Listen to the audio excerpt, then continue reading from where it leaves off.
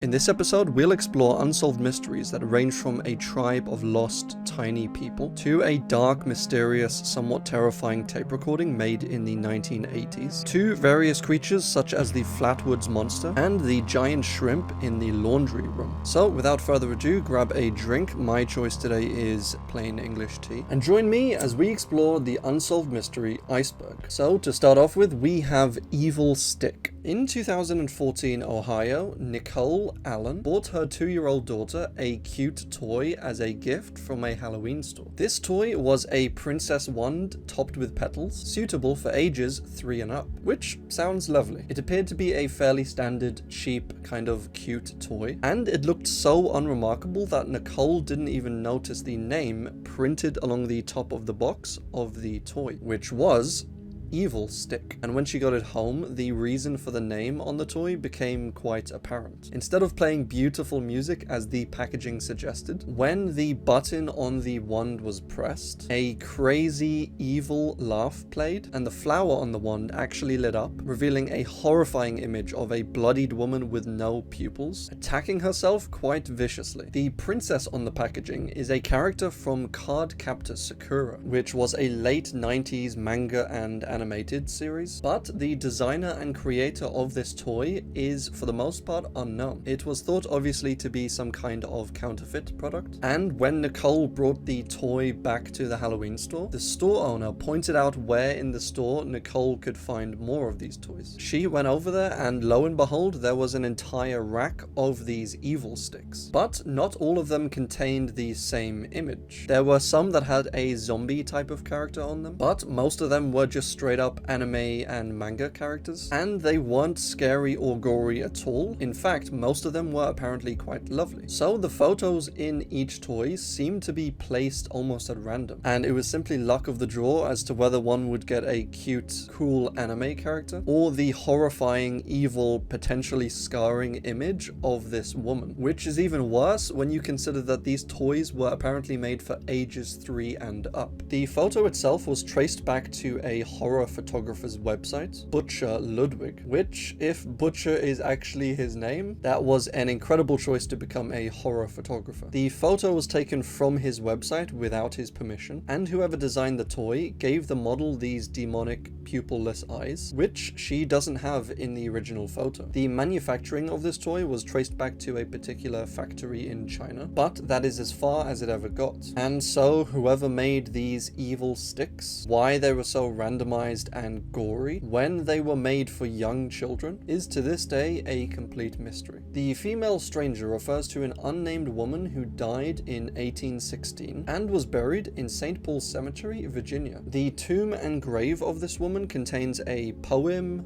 or inscription or tale, however you look at it, and reads as follows: "To the memory of a female stranger whose mortal sufferings terminated on the 14th day of October 1816, aged 23 years and 8 months. This stone is placed here by her disconsolate husband, in whose arms she sighed out her latest breath, and who, under God, did his utmost even to soothe the cold dead ear of death.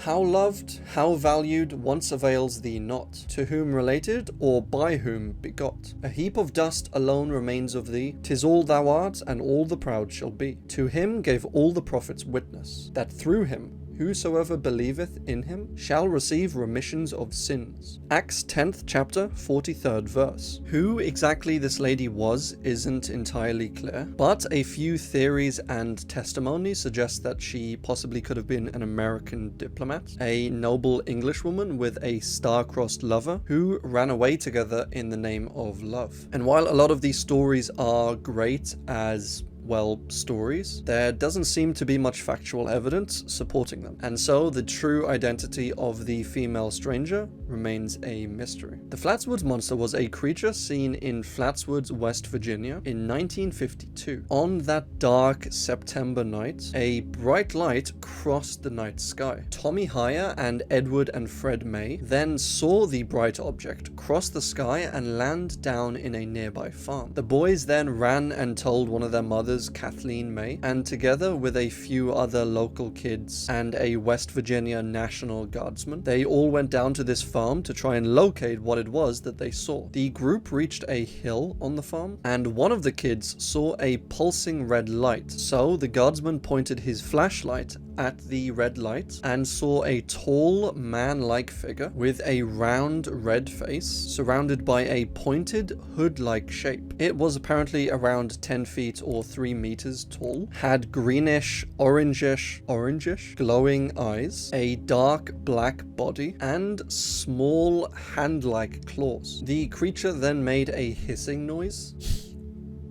and glided down towards the group when Lemon, the guardsman, screamed and dropped his torch, causing the entire group to flee in terror. The group said they smelt a pungent mist during the encounter, and a few of them actually felt nauseated, but that was the first and last time the Flatwoods Monster was ever seen. Frederick Valentich. This was an Australian pilot who disappeared in somewhat suspicious, strange circumstances while on a 232 kilometers training flight in a light aircraft over the Bays Strait. While on this flight, Frederick radioed the Melbourne Flight Service to report that he was being followed by an unidentified aircraft at 4,500 feet. He was told by the flight service that there was no known traffic at that level, and Frederick said he could see a large aircraft which was being illuminated by 4 bright lights. He was unable to confirm further details about the craft, but said that it was following about 1,000 feet above him and had a shiny metal surface with green lights. Frederick then said that he was experiencing engine difficulties, and when asked to identify the craft, he said it's not an aircraft, before his transmission was cut out by a metallic scraping noise, and all contact of Frederick and his plane were lost. An air and sea search were obviously started, but sadly they were unsuccessful, and Frederick and his plane were never found. Theories for this one are kind of wild. Frederick's track record for flying wasn't incredible, and so some people think he may have become disoriented while flying at night and started flying upside down, and so saw the reflection of his own lights in the water below or above. This might also explain the engine troubles he was having, as flying this type of aircraft upside down for extended periods of time apparently causes quite severe engine issues. And strangely enough, the actual reason for Frederick's flight that night seems to be unclear as well. He told different people different reasons for why he was flying, that he was going to pick up some friends from Kings Island, or that he was flying out to pick up crayfish, both of which turned out to be untrue. And he also failed to inform the King Island airport of his plans to land there that evening. And some theories said that the overhead lights might have been Venus, Mars, Mercury, and Antares, which seems like a wild theory to me. And there was also a report of a mysterious light aircraft landing not far from where Valentich disappeared, and at around the same time, leading some people to believe that he just staged his disappearance for whatever reason and just started a fresh life somewhere. Frederick himself was an ardent believer in UFOs, and there are of course those out there who believe that he was either abducted or attacked that night, but the definitive answer is still unclear.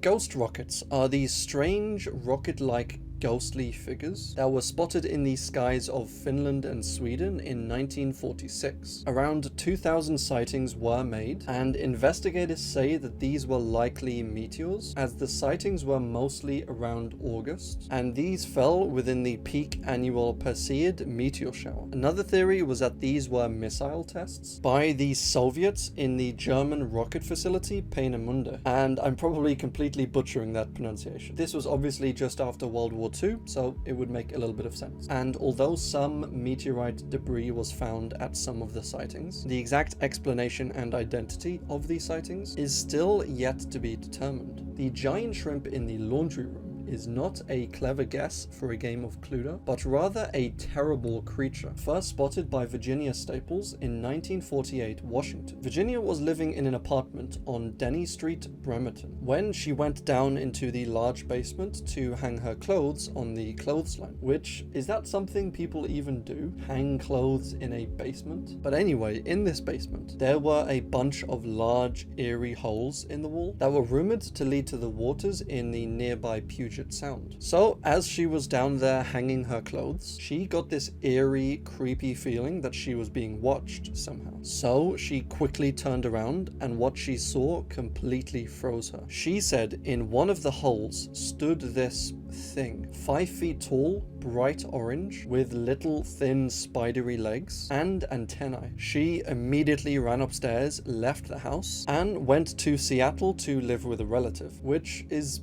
pretty dramatic. Sometime later, she visited an aquarium to try and get some better idea of what she saw that day, and the closest thing that she could find was this little tiny shrimp, which that's just 3 different words for small. She said that nobody would believe her story, but with God as her witness, it did really happen. Interestingly enough, in recent years, state lawmakers have actually attempted to pass bills recognizing Bigfoot as the official state cryptid, which I didn't even know that was a thing. I'm glad lawmakers are spending time and money on important things like this. But fans of the now named Shrimpy argued that it would be a much better representative of the local community. So all hail Shrimpy. Grave robbing for morons. So this one is incredibly creepy, bizarre, insane. It was part of a strange, dark 4-part home movie collection that circulated in the underground DVD market in the early days of and even before the internet. There was a film recorded on DVD called Ensuring Your Place in Hell, which just sounds absolutely cheery. The first volume of this is not known to have survived anywhere, but the second volume is strange enough to make up for that. It is a compilation video made up of 4 different home movies, each one being stranger than the last. Firstly, we have Cooking with Huck Botko, which features a young man making baked goods for certain family members that he less than likes. And as you can imagine, he included some horrific ingredients in these baked goods, such as roadkill and certain bodily fluids. This video was later determined to be an art project by a young aspiring video maker, who later would actually go on to work in Hollywood, actually writing the screenplay for the last Exorcism film, which came out just a few years ago. The second video was named Exploding Varmints and featured,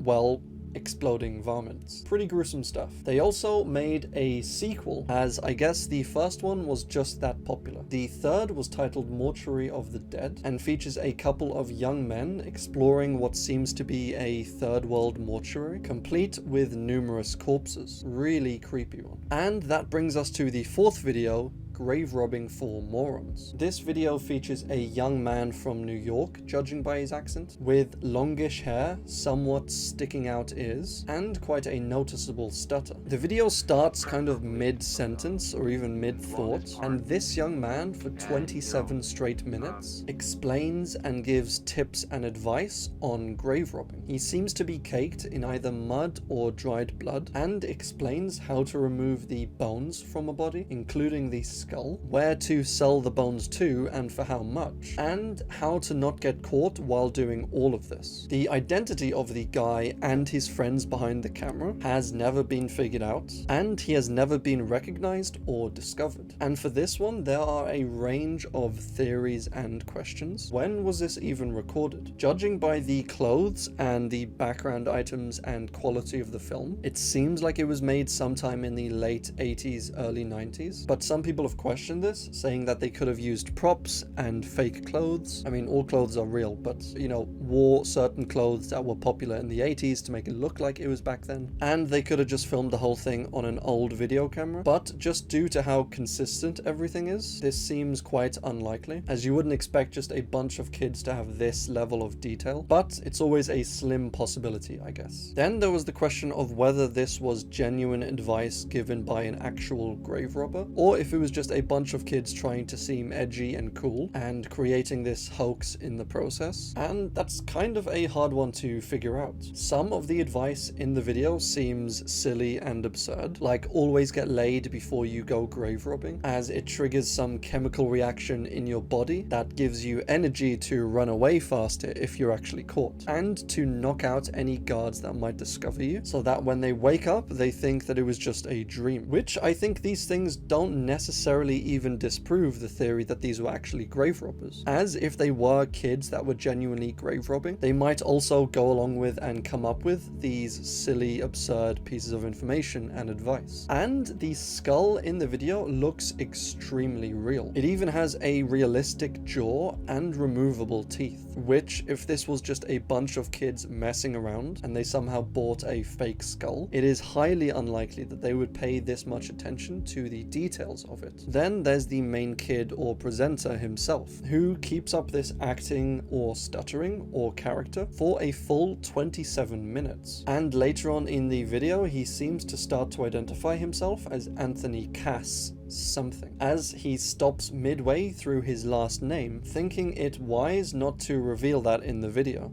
This was made by Anthony. Well, as a matter of fact, let's forget the last name. And as I said earlier, there have been many attempts to try and identify this guy, but they've ultimately all been unsuccessful. Who this kid is, when and where he recorded the video, who his friends were, and most importantly, whether the video was actually real or not, remain to this day a mystery. The Harris County Jane Doe was an unidentified woman killed by Samuel Little in the 1970s or in 1993. One of those two. It's a little unclear. Between 1970 and 2005, Samuel Little killed up to 93 women, many of whom were sex workers or suffered from addiction problems. This guy was an absolute monster and was convicted of 8 different murders in 3 different states and was linked to at least 61 more. Samuel said he picked this woman up from the side of a road, strangled her, and then dumped her body out afterwards. And even though her body was never found, apparently his confessions are said to be credible, so they're just taking his word for it, I guess. But either way, the identity of this Jane Doe remains a mystery. The Heartbeat in the Brain is a strange, disturbing documentary made by and about Amanda Fielding, who was a British scientist and artist in the 1970s. Trepanation is the ancient and extremely dangerous and stupid pseudo-medical procedure of cutting into someone's skull in hopes of relieving pressure and curing certain ailments or achieving a higher state of consciousness. And I shouldn't have to say this, but obviously don't try this at home. She was obsessed with this procedure, and after failing to find a doctor who would carry out the procedure for her, she decided that she would perform it on herself. The film documented the before, during, and after of the procedure and was shown publicly in a 1978 screening at the Sidham Gallery in New York, in which at least one of the audience members fainted. The film was thought to be completely lost, but several snippets have been recovered over the years, so the film remains partially found, but still incredibly stupid. Ina Jane Doe. This was a previously unidentified woman found dead in Illinois, 1993. Only her head was ever recovered, which was found in a wooded area in Wayne Fitzgerald National Park. It was thought that her head was probably thrown out of a moving car, traveling along a road inside the park. Her cause of death was undetermined, but as of 2022, she was officially identified as Susan Lund, a lady from Tennessee who went missing months earlier. The Indonesian lost Pygmy tribesman. So this one is kind of wild and comes with a creepy accompanying video. This video was taken by a group of bikers in a remote area of northern Sumatra, Indonesia. It seems to show a strange, tiny, half-naked man carrying a stick or spear. He jumps out of the bushes, startling the bikers, then runs from them as they chase him, then darts off into the brush, never to be seen again. It is thought that this could be a member of the mythical Mantis tribe, which is a lost Pygmy tribe said to be forest dwellers in Indonesia. The tribesmen are said to be smaller than the average man and flee when confronted, and the only record of them was in the 17th century, when 2 Manti tribesmen were apparently captured and presented to the captor's leader. Most people think the Manti people are simply a legend, but honestly, this video seems pretty convincing and terrifying to me. The Ivory-Billed Woodpecker woodpecker is a bird thought to be long extinct. The last proper evidence of its existence was almost 80 years ago, but according to Michael Collins, the ivory-billed woodpecker still exists. Between 2005 and 2013, he spent his free time kayaking into the swamps of the Pearl River with a camera. After 500 visits and roughly 1,500 hours, he produced this,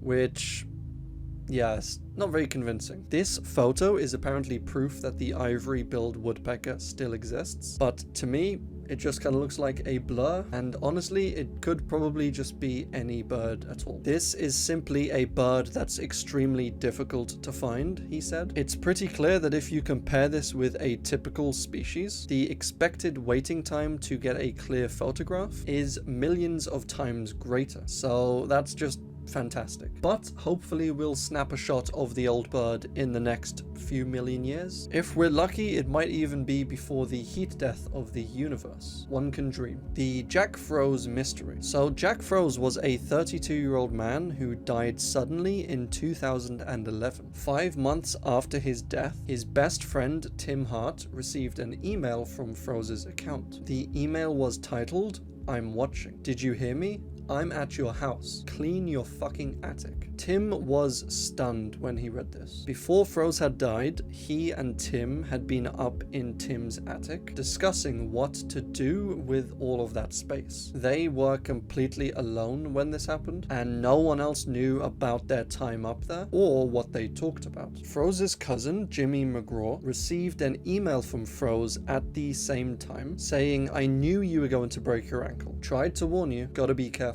Jimmy had broken his ankle about a week before this, which was long after Froese had died. And they never really found out if these emails were genuinely from Froese beyond the grave, or if they were a prank set up by somebody. But Tim said, "If someone is messing around, I don't care. I take it for what I want," which, I'll be honest, is a fantastic attitude to have. Japan's missing centenarians. This one is kind of mind-blowing. In 2010, police found the mummified corpse of Sogun Kato in his apartment, still lying in his bed 30 years after he had died. He was actually believed to be Japan's oldest man, 111 at the time, but in actual fact, his daughter had hid his death and kept it a secret for the last 30 years. After this shocking discovery, local governments sent out teams of people to check on some of their elderly citizens. Fusa Fuyara, who was Tokyo's oldest woman at 113, hadn't been seen by her daughter since the 1980s. One woman, said to be 125 years old, was registered as living in a park in Kobe City, and one resident of the Yamaguchi prefecture was listed as being 186 years old, but could not be located. And these were not isolated cases either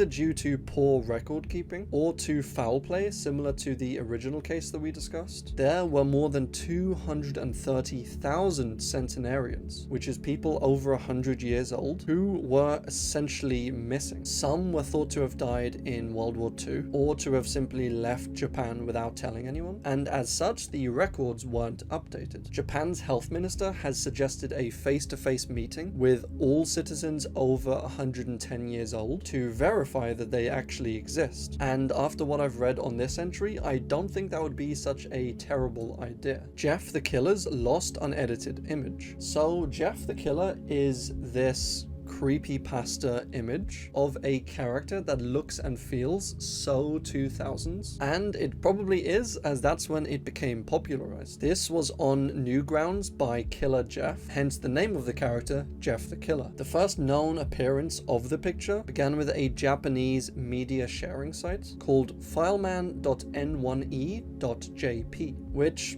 just rolls off the tongue. This original image was an earlier edit of the later Jeff the Killer image and was tagged in Japanese with "the fear of summer nights," as well as a certain celebrity before plastic surgery. It is thought that the original image might have come from a streamer on a website called Stickam, which was like a super early version of something like Omegle or Twitch. Apparently the girl posted a picture of her face, asking viewers to Photoshop it to make it prettier. And they did what kids on the internet do. Another photo was found on a Christian parody site, truechristian.com, back in 2005. The photo is of a woman simply known as Heather, but when contacted, she insisted she knew nothing about these edited photos. But I could totally see that being her, without all the horrific 2000s editing, of course. Judge Crater was an American lawyer who served on the New York State Supreme Court. He mysteriously vanished in 1930 after the state started an investigation into corruption. Before his disappearance, Crater withdrew a large amount of cash and had his clerk deliver 2 locked briefcases to his apartment, where he then told the clerk that he could take the rest of the day off. Crater went to a Broadway show, had dinner that night at Billy Haas's Chop House, then at 9:30 p.m. got into a taxicab and was never seen again. Detectives discovered that Crater's safety deposit boxes had been completely emptied, and the 2 briefcases that his clerk had delivered to his house were missing. He was known to liaise, shall we say, with showgirls, and 2 of his known favorite showgirls actually disappeared at the same time that he did. So personally, I think that he just jumped ship, took a private flight to a tropical island somewhere, and never came back. But either way, he was never seen again after that night, and in 1979 the case was officially closed. The Kung Fu guy. So this is a really twisted, horrific case. In December of 1984, a young black man, now simply known as Kung Fu guy, entered a dojo run by a man named Bobby Joe Blythe, or BJB for short. Now this BJB guy was known for being a bit of a thug. He was a violent homophobe who often threatened to stomp out any of his students that were found to be gay or lesbian. He of course used a different colorful word for them, and he was known for just brutally beating his students on several occasions, all of course in the name of learning and discipline. So in this video, the young man had already entered the dojo, and he asks to demonstrate some of his skills and techniques to the class. He says that he was trained by Jesus Christ and makes it clear that he does not want to fight, saying that he won't touch or hit his opponent, but simply demonstrate the techniques around them, not on them. They all agree to this, and when the demonstration starts, Kung Fu guy's opponent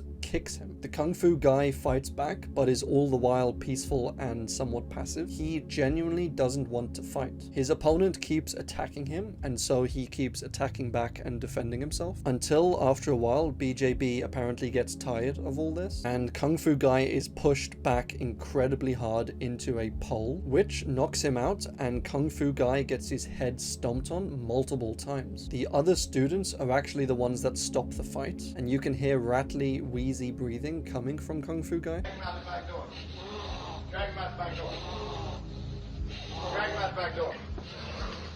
Take that, get that, Known by some people as a death rattle, which happens when someone has a bad head, neck, or chest injury, but is still breathing. BJB then tells someone to drag him out to the back, later showing a trail of blood from where the guy was beaten to the back door. And that's where the video ends. It was for some reason posted up on BJB's YouTube channel. God only knows why he thought that would be a good idea. It has since been taken down, and the identity of Kung Fu guy is still unknown. One police officer said to have apparently spoken to Kung Fu guy, who confirmed that he was apparently okay, and most people agree that this video is real, although some do think it was a publicity stunt, and people are kind of torn on whether Kung Fu guy is still alive or not. It is also rumored that BJB trained police in fighting and had certain military connections, so the attack and potential murder being covered up isn't entirely out of the question.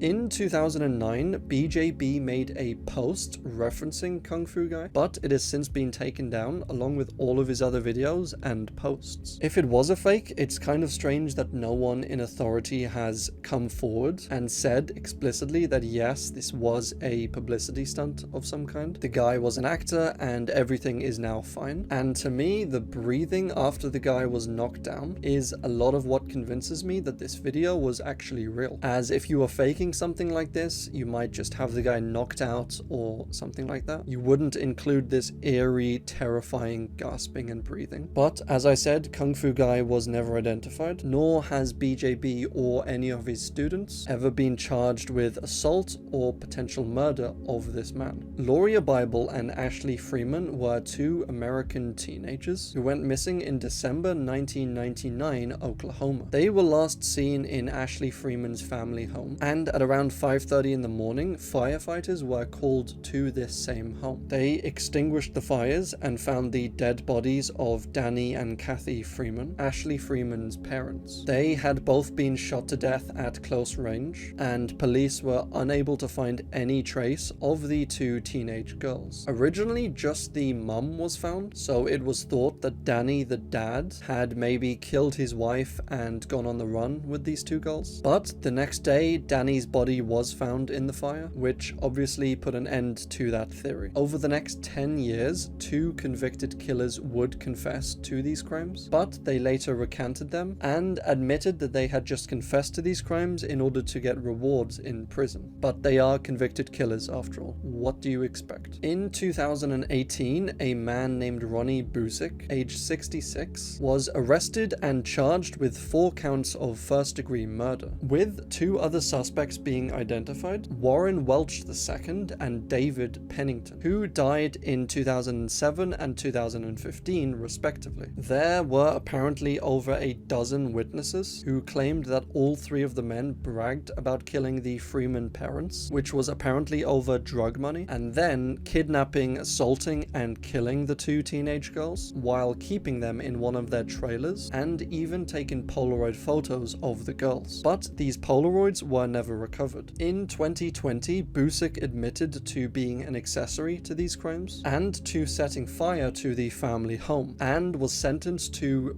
15 years, with only 10 of those 15 to be served in prison. Like, what? He was released on May 19th, 2023, which that's like a 3-year sentence. And honestly, to me, the main mystery in this one is how in the hell he got such a low, pathetic sentence for crimes this horrific, even if he didn't actually kill anyone. Being an accessory to crimes this evil warrants, to me, a life sentence. Leigh Occhi was an American teenager who disappeared under mysterious circumstances from her home in Mississippi. This was in 1992 during Hurricane Andrew. On that fateful day, 13-year-old Leigh was home alone while her mother went off to work. At this time, Leigh's father actually lived in Virginia. Around 9 a.m., the mum was informed that a storm would be headed to her neighborhood, and so she called home to check on Leigh, but she received no answer. So she left work and drove home, which was less than 2 miles away, and found the garage door open with the light on. She entered the home and found blood smeared on one of the walls. Then she went into Leigh's bedroom and found the girl's favorite blanket crumpled up on the floor. She immediately called 911. Police found additional blood in several places around the house, with evidence that the suspect had tried to clean it up. They also found Leigh's nightgown, which had been stained in blood. Leigh's mother, father, and stepfather were all seen as suspects, but one by one were cleared and alibied. And searches in the local area for the girl all turned out to be fruitless. And that's basically where the trail ended, until 8 days after Leigh disappeared, a package containing her glasses was mailed to the stepfather. The FBI then got involved and determined that water was used to seal the envelope instead of saliva, so they weren't able to get a DNA sample of it, unfortunately, and there was no ransom letter or anything else in the package besides the girl's glasses. Then there was a skull found in a nearby field that actually belonged to another missing person and not Leigh. The mother apparently showed some signs of deception on her polygraph tests, although they were too unreliable to get any proper reading on them, so I don't think too much can be read into that. And she believes that a man named Oscar McKinley Kearns, was responsible for Leigh's death, as he was convicted of similar horrific crimes both before and after Leigh's disappearance. But sadly, that is where the case currently sits. Long-delayed echoes were first observed in 1927 and are radio echoes that return to the sender several seconds after the original transmission has been sent out. So normally a radio echo is heard about 1/7 of a second after it's sent out, which is how long it takes for the radio signal to travel around the entire Earth. But Jürgen Hals observed several echoes between 2.7 and 30 seconds after his transmission. Where these echoes came from, what was emitting them, and why, if there even is a why, is still yet to be figured out. There have apparently been up to 15 possible natural explanations for this, and while most of the theories get very, very deep and scientific, they mostly involve things like looping around the Earth multiple times, or bouncing off the atmosphere or off of plasma clouds coming from the sun. Personally, I think the most logical explanation for this is, as always, aliens. So kind of an interesting, not incredibly deep or terrifying one to end on, as that is unfortunately all we have time for. I really hope you enjoyed this week's episode, guys, and as always, thanks for watching.